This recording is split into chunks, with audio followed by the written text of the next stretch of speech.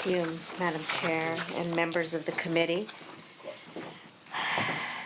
I present to you AB 2393, a bill that would provide K through 14 classified school employees and community college faculty with up to 12 weeks of paid parental leave for both new mothers and fathers. And I have some speakers here. We did mirror this from a bill that was signed into law last year, which was AB 375. The bill was signed into law, and it is now in practice and received nothing but positive news from employees who are now able to use this for their benefit. And I will have my two witnesses add on to that. Thank you very much. Welcome. Good morning, Madam Chair and members. Dolores Duran Flores with the California School Employees Association. We are co-sponsor of this bill. It essentially extends paid parental leave to classified employees. It's modeled after a bill with the teacher law last year. Classified employees can take it off now with unpaid. This just allows them to use their sick leave and differential pay for this option. It's a parity bill. We ask for your aye vote. Okay, thank you. In support of the bill. Madam Chair and Senators, Seth Bramble here on behalf of the California Teachers Association, proud to co-sponsor this bill. We have been leading the nation here in California regarding efforts for workers to provide for their families and fulfill their caregiving responsibilities. This bill, as my colleague mentioned, includes classified employees. It also includes community college staff. It applies to cafeteria workers, school secretaries, all those folks. The high cost of living makes balancing workplace demands and family caregiving responsibilities harder than ever. We urge your support on this important measure. Thank you very much. Others in support of the bill? Madam Chair and members, Joshua Golka with the American Federation of State, County, and Municipal Employees, another co-sponsor of the bill. On behalf of our classified employees, we urge your support. Thank you. Thank you, Madam Chair and members. Kimberly Rosenberger, Service Employees International Union, also a co-sponsor. We are very supportive of this, as it is not only a parity issue, but 3/4 of classified workers in public school districts are female, and 1/3 of those are the single income providers for their home. We urge your aye vote. Thank you. Thank you. Madam Chair, Senators, my name is Deborah Boehm. I'm a 5th grade teacher at Stokewell Elementary School in Riverside. I strongly support this bill. Increased bonding results in better child outcomes. Thank you. Thank you, Madam Chair. Members, Austin Webster with the Faculty Association of California Community Colleges. We're also happy to be a co-sponsor and urge your support. Thank you.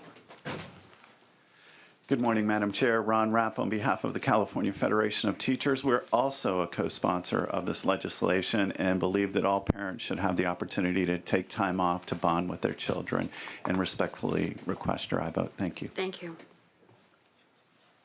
Madam Chair, members, Michael Young on behalf of the California Labor Federation, also here in support. Thank you.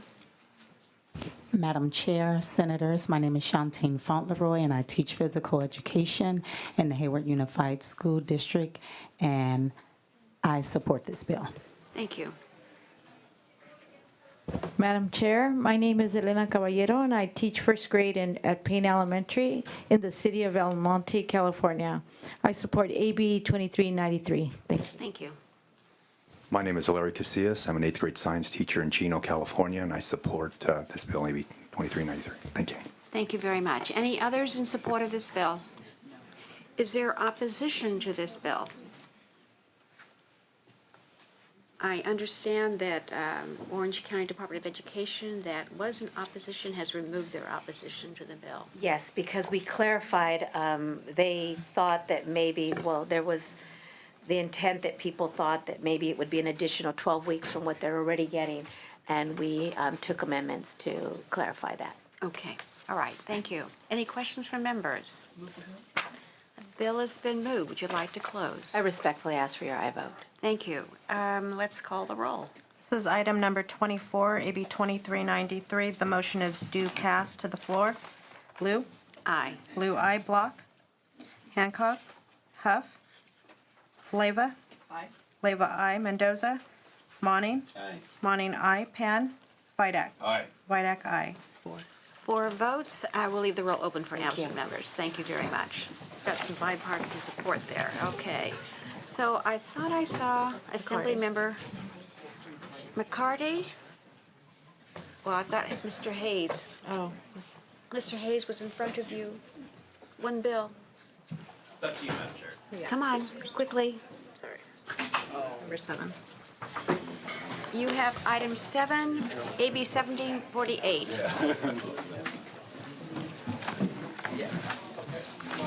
Item 7, members? You want to pass those down?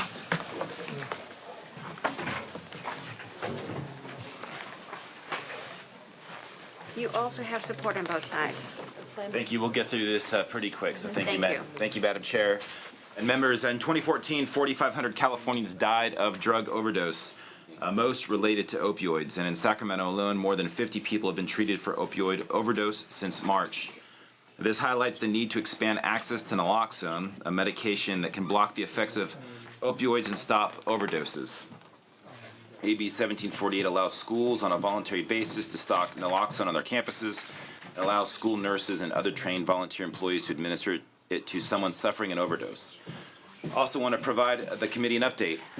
The current draft of the bill provides that volunteers may only administer the medication by nasal spray, and actually that's what we're talking about with the nasal spray. Over the past few weeks, we have worked with the California School Employees Association and Kaleo, which manufactures a naloxone auto injector that looks something like this. We have agreed to accept an amendment to allow volunteers to also use the auto injector if the employee is comfortable with it. I thank them for their hard work on this amendment. Thank you, Madam Chair, as well. And I'd like to introduce Dr. Christy Waters. Thank you. Welcome. Thank you. I'm representing the California Society of Addiction Medicine. We're a specialty group with over 400 physicians who treat patients and advance care of these individuals and their families in our community. In 2014, 2 years ago, the Overdose Treatment Act became law in California, and this allows lay persons to possess and administer naloxone to anyone in urgent need who's suffering an overdose from opiates. Death from opiate overdose is the leading cause of accidental death. It's no longer car accidents, it's opiates.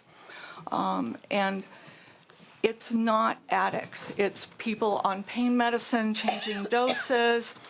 It's elderly individuals on long-acting opiates who don't understand that and had a cocktail at their high school reunion. And then we've seen here in the Sacramento area recently, people ingesting drug A, but in fact they're getting drug M and winding up dead as a result of it.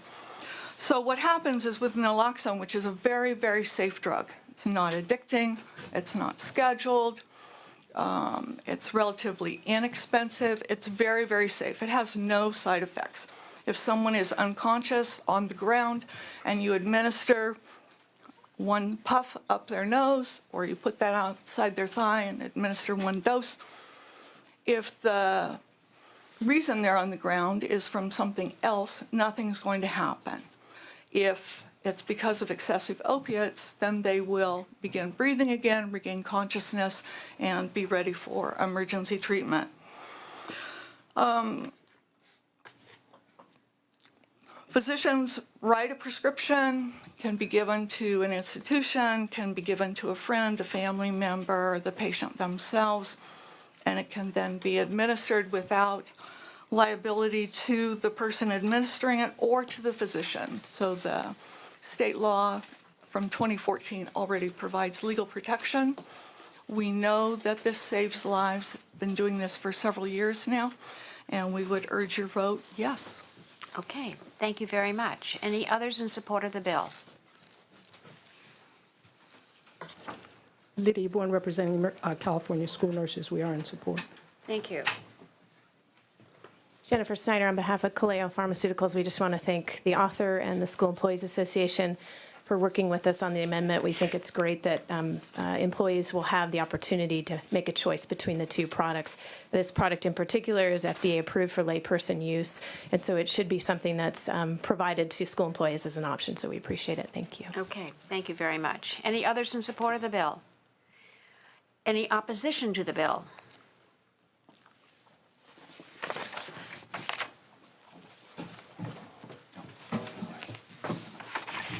Madam Chair, Tony Trigueros on behalf of the California Teachers Association.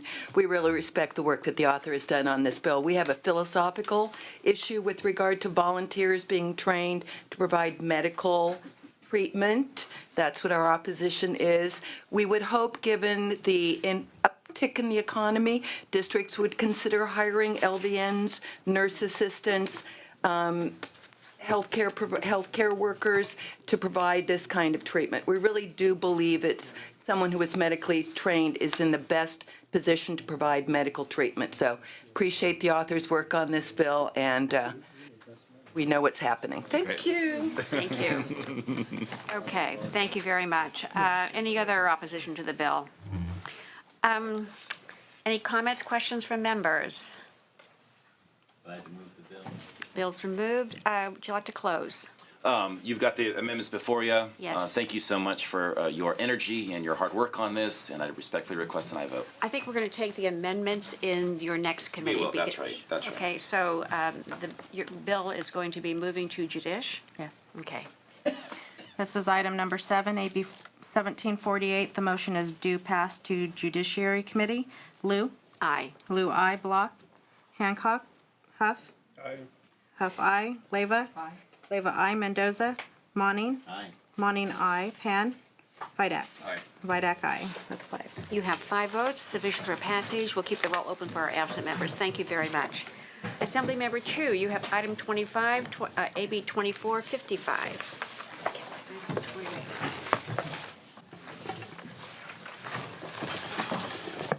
Thank you, Madam Chair. Senators, I appreciate your consideration of AB 2455 to expand voter registration options for college students in California.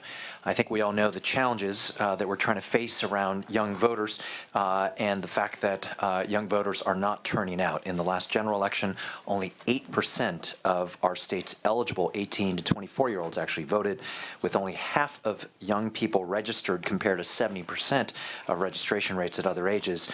That has meant that young people are only making up 4% of those who vote. And the trend over time is actually even more troubling. Between 2010 and 2014, the actual number of young voters dropped by 50%. We know that the fact that young adults are lacking a strong voice means that it is more challenging for all of us to be addressing the challenges that we are creating. Young people are faced with paying Social Security, pension debt, dealing with global warming, income inequality, the affordable housing crisis. We also know that registering to vote isn't easy when you are young. Voting is new for young adults who have many things that they're juggling in their lives. Since they often move and have less geographic stability, voter pamphlets are often sent to their parents' homes or otherwise lost in the mail. And this instability confuses where they can vote or how they can change their registration address. This bill is simple. It would create an online link between college enrollment and voter registration, the first step toward the establishment of an automated voter registration system for public college and university students, where almost 3 million students could be registered. This bill is the winner of my district's There Ought to Be a Law contest, which was proposed by a number of law students who wanted to see more of their peers involved in the voting process. And I have with me a witness who is a UC Berkeley law student and a supporter of the bill. Thank you. Welcome. Thank you, Madam Chair, members. My name is David Gomez. I'm a Berkeley law student, and I was at UC Santa Barbara previously, so I have a number of years in the schools of California. Based on these years that I've spent at school, I feel that this bill would serve as an important step to helping engage our young voters in the political process. I witnessed firsthand a sort of difficulty in having their voices heard. I have a cousin who has recently been posting some healthy political expression on Facebook, and I talk to him all the time, and we were talking about this upcoming election. And I recently went to my brother's graduation from San Francisco State, where I caught up with my cousin, and I asked him if he's excited to vote because he had just turned 18, and he was. But I asked him if he was registered, and he wasn't.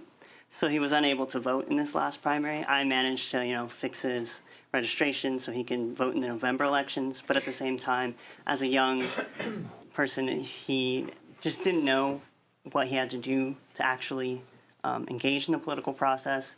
And this bill, he's a student at an Orange County Community College. This bill would have helped him be able to engage in the election earlier. And there's other people out there who may never have like the cousin who will go out of their way to register them. So I feel that this bill is a good way to make sure that our young voters have an easier access when they're balancing new situations, school, classes, new friends, and registering just isn't at the forefront for them. Thank you. Thank you very much. Others in support of the bill?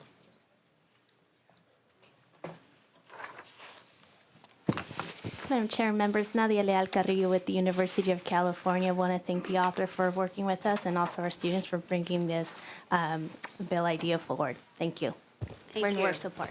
Thank you very much. Any others in support of the bill? Is there any opposition to the bill? Are there any questions from members? It's pretty quiet, otherwise we're brain dead. I'm sorry. William?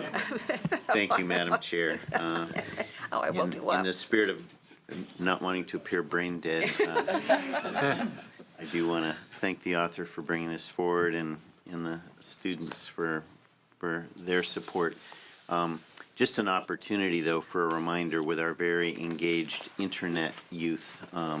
Secretary of State's office does provide current online registration to vote. So I just would use this opportunity to make that commercial announcement to any young people who might be following this. You can go online and register to vote today for the next election. So I will be supportive of this bill today.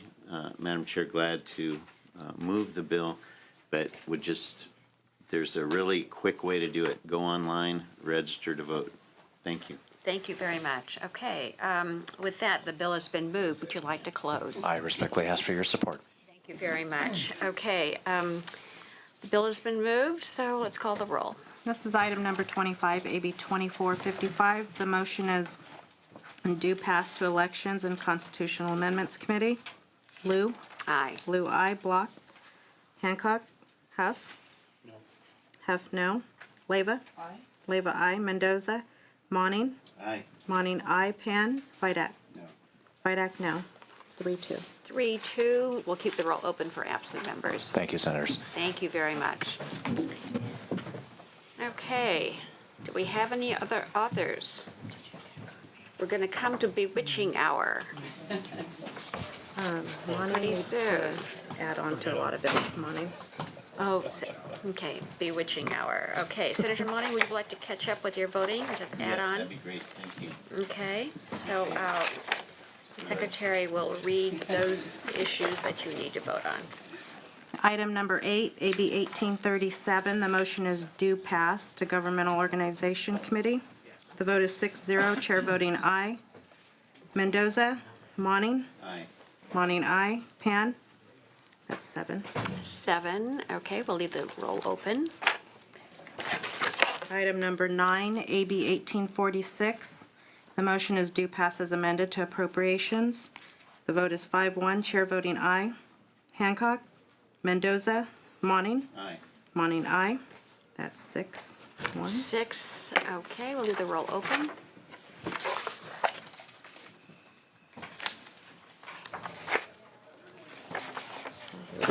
Assemblymember McCarty, you're just in time.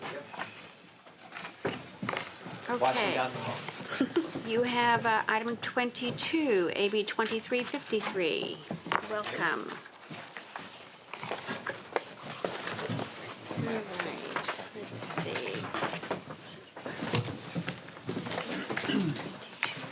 Okay, I seem to have lost my piece of paper, but that's okay. So first of all, I want to accept the committee amendment to take out the LCAP provision for this. This bill, of course, deals with cultural competency with our teacher workforce. It's an issue that we spent a lot of time talking about in our budget committee as well. And essentially, we've streamlined the bill to really just focus on having the Department of Education make available these resources on their website, as well as clarify that last year's teacher effectiveness block grant shall have a language which makes these type of activities eligible for those funds. And with me today are Federation of Teachers and a frontline superintendent from San Bernardino. Okay, thank you. Welcome to the committee. In support of the bill. Thank you. Members of the Senate, I'd like to thank Assemblyman McCarty for bringing this bill forward. I'm Darrell Kemp. I'm the superintendent of the Riverbank Unified School District, and also I represent the California Association of African American Superintendents and Administrators. And we come today in support of this bill for several reasons, of only a few I'll mention today. But obviously, we have a strong interest in making sure that our workforce is highly trained, highly developed, highly supported in supporting not only the over 300,000 African American students in the state of California, and not only the over 3 million Latino students in the state of California, but additionally the 6.2 million students in California. We believe that having a staff that is culturally proficient and can deliver culturally acceptable instruction is beneficial for our kids. The Association of California African American Superintendents and Administrators sees this issue as critical in terms of addressing public policies that support educators in our kids. My last note, instruction is really a complex task that involves really 3 parts of a triangle. I think of it as the instructor is a critical part of the triangle. I think of the student, a very complex student when you think about 6.2 million students in California, and then the curriculum. Culturally responsive instruction involves the complications and understanding the complications in all 3 of those parts of the triangle. So first, you have to know yourself and you have to know your culture, and you also know the culture of the students which are in your classroom, all of which are very diverse, and then the curriculum and the varying perspectives of the curriculum that you're expected to teach. So in Randall Lindsay's book here, he has a continuum that he suggests where educators must move down the continuum in order to fully support our students. The stages of the continuum are cultural destructiveness, see the difference, stump it out; cultural incapacity, see the difference, make it wrong; cultural blindness, which was very popular for many of us while we were growing up, see the difference, act like you don't; cultural precompetence, see the difference, respond inadequately; and cultural competence, see the difference, understand the difference that difference makes, which is highly developed. But ultimately, we need culturally proficient educators, see the difference and respond positively and affirmingly. And my last personal note was, as a student in California in the 80s, finished high school in Oakland Public Schools. Now I've had the benefit of going to Morehouse College in Atlanta, Georgia. I get to see firsthand from one year to the next what a culturally responsive environment did in terms of supporting the education of an African American male. I've used those tools significantly throughout my life and the progression in education, from obviously as a teacher to a administrator, now as a superintendent in the state. So with that, once again, the California Association of African American Superintendents and Administrators highly supports this bill, which would provide a list and resources for educators, and just as importantly, to the community, so it can be easily accessed and when we're looking at resources to support our educators, once again, so they can do their jobs. Thank you. Thank you very much. In support of the bill. Good morning, Madam Chair. Ron Rapp on behalf of the California Federation of Teachers. We are a co-sponsor of this legislation. We think it is extremely important for educators to be knowledgeable of the cultures of their students and to integrate multicultural education into the curriculum, as well as consider the cultural differences of their students when determining learning strategies in the classroom. We believe that this will both help students to achieve academically, as well as to acquire the social and emotional skills that they need to be successful in life. And for those reasons, we respectfully request your aye vote. Thank you. Thank you very much. Brad Strong, Children Now. We're in strong support. Over the last couple of years, we've been trying to eliminate suspensions and expulsions for disruption and defiance, and we think that training in culturally responsive restorative practices is really part of the answer. One of the oppositions that we've had from teachers and administrators is that they need training, and so this is absolutely directly related and on target. Also want to point out that the Commission on Teacher Credentialing tomorrow is adopting new standards for teachers and for administrators. We've been working on it for the last 2 years. It thoroughly embeds issues of culturally responsive, the importance of understanding institutional and personal bias, implicit and explicit bias. And so this is going to be helpful also for new teacher training programs to be able to look at the types of resources that they need to prep new teachers and administrators for as well. Thank you. Thank you. Eric Baca with the Los Angeles Unified School District. We'd like to echo the comments of the two key witnesses here, and for that reason, we urge your support. Thank you. Good afternoon. Leangela Reed on behalf of the San Bernardino County District Advocates for Better Schools in strong support. Thank you. Good afternoon, Marta Alvarez. I'm with the Association of California School Administrators for the reasons previously stated, also in support. Thank you. Thank you. Martha Zaragoza Diaz on behalf of the California Association for Bilingual Education and Californians Together. We're in strong support of the bill for all of the reasons given by the previous testifiers. Thank you. Okay. All right. Let's come back here. Are there any questions from members? No question from members. Is there a motion? Bill has been moved. Would you like to close? Thank you. I appreciate the discussion from the witnesses. You know, a lot has been done on this topic. I know we're doing a lot to help our teachers succeed. We're dealing with school climate and discipline issues, and I think this is another tool to help make sure that our students succeed in the classroom. Thank you. Thank you very much. Okay. Amendments, were those accepted? Yes. I mean, yes. Right. This is item number 22, AB 2353. The motion is do pass as amended to appropriations. Lou? Aye. Lou, aye. Block? Hancock? Huff? Huff, aye. Leyva? Leyva, aye. Mendoza? Mendoza, aye. Monning? Aye. Monning, aye. Pan? Vidak? Aye. Vidak, aye. 6-0, sufficient for passage. We'll keep the roll open for our absent members. Thank you very much. We want to allow the staffer to present. Right, we have item 3, AB 1557. Assemblymember Mathis has a person to take his place. Welcome to the committee. Thank you. Item 3. Thank you, Madam Chair and members. First, thank you for allowing me to present on behalf of Assemblyman Mathis. My name is Sean Doherty. I'm his Chief of Staff. The Assemblyman has been ill with a viral infection, so he's been out for pretty much all week long. We're hoping he can make it back this afternoon. AB 1557 seeks to add after-school youth sports programs to the Civic Center Act, which was passed a few years ago.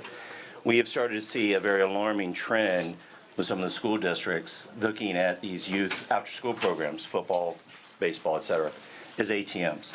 One example is an Antioch youth football team was getting charged $3,000 a day by the school district to use a football field. What this bill simply says is that these school districts can only charge the actual cost that they incur in leasing out these facilities to the after-school programs. Okay. I respectfully ask for your vote.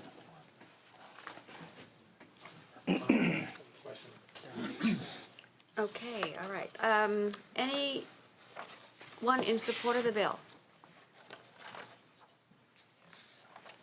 Carol Kosovar with the California State PTA in support of the bill. Thank you. Anyone else in support of the bill? We understand that Riverside County Superintendent of Schools went neutral on the bill? Yes, ma'am. Okay. Is there any opposition to the bill? Seeing none. Are there? Is there any questions from? Yes, Senator Mendoza. This only applies to school districts, right? Yes, sir. Correct. It doesn't apply to maybe cities or anything? No, sir. Just the school districts. Sometimes school districts borrow fields or places from the cities, and then they charge a lot too. So it just kind of goes along with what you're doing here. I just don't know if it's just specific to. This bill is just specific to school districts. Yes, sir. Okay. Any comments, questions? No more comments or questions? Bill has been moved. Would you like to close? Respectfully ask for your vote. Simple as that. Okay. Please call the roll. This is item number 3, AB 1557. The motion is due pass to the floor. Lou? Aye. Lou, aye. Block? Hancock? Huff? Aye. Huff, aye. Leyva? Aye. Leyva, aye. Mendoza? Aye. Mendoza, aye. Monning? Aye. Monning, aye. Pan? Vidak? Aye. Vidak, aye. That's 6. 6 votes, sufficient for passage. We'll keep that roll open for our absent members. Thank you very much. And I see we have Assemblymember Chang in the office, in the room, in the house, whatever. That's right. You have item 15, AB 2072.